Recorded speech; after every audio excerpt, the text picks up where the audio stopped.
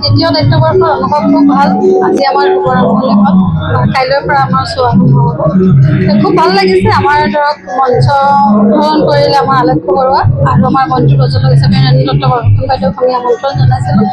তেওঁলোকৰ যিখিনি আমাৰ শুভেচ্ছা বাণী, তেওঁলোকৰ যিখিনি আশীষ আমাক দিলে আৰু আমাৰ যিখিনি আহ্বায়ক কমিটি তেখেতসকল আমাৰ ওচৰত উপস্থিত হ'ল, তেখেতসকলৰ গোটেই আশীৰ্বাদ শিৰত লৈ আমি দ্বিতীয় নাট্যভাৰলৈ আমি সাজু হৈছোঁ। আমি খুব আশাবাদী। আমি তিনিখন ধুনীয়া কম্পিটিশ্যন, নিজকে কম্পিটিশ্যন দিব পৰা তিনিখন নাটক লৈ পেলাই আমি গৈ আছোঁ। এখনতকৈ এখন ভাল আমি নিজেই চাই বুজিছোঁ যে ভাল লাগিছে। দৰ্শকৰ আমাৰ কিছু সঁহাৰি আমি পাইছোঁ। আমাৰ যেতিয়া ৰিহাৰ্চেল চলি আছে, তেতিয়া আমি নিশ্চয় খুব আশাবাদী। খুব নতুন উদ্যমেৰে আকৌ আমি যাবলৈ পাৰিম। ইয়াতে তিনিদিন দেখা। আজি আমি অকল আহ্বায়ক কমিটিৰ কাৰণে ৰাখিছোঁ। কাইলৈৰ পৰা আমাৰ শ্ব' ষ্টাৰ্ট হ'ব।